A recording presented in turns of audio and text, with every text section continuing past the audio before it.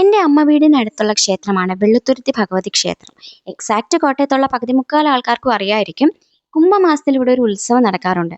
ചെറുപ്പത്തിലെ മുതൽ ഞാൻ മുടങ്ങാതെ ഇവിടെ ഉത്സവത്തിന് വരാറുണ്ട്. കുംഭമാസത്തിലെ ഭരണി നാളിൽ വെള്ളുത്തുരുത്തി അമ്മയുടെ പിറന്നാളാണ്. അന്ന് വളരെ കേമായിട്ടാണ് കേട്ടോ ഇവിടെ ആഘോഷിക്കുന്നത്. ഒരുപാട് കരകളിൽ നിന്ന് ഇതുപോലെ ചെണ്ടകൾ ആടിയാടി വന്ന് അവർ അവസാനിപ്പിക്കുന്നത് അമ്മയുടെ മുൻപിൽ വന്ന് ചെണ്ട ആടിയതിനു ശേഷമാണ്. ഇതൊരു സ്ഥിരം കാഴ്ചയാണ്. അതുകൊണ്ട് ഞാൻ എപ്പോഴും ചെണ്ട് കാണുമ്പോൾ കുറച്ച് ദൂരം മാറി നിന്നേ കാണാറുള്ളൂ. ഇവിടെ എന്തോ ചെറിയ പരിപാടി നടക്കുന്നുണ്ട്.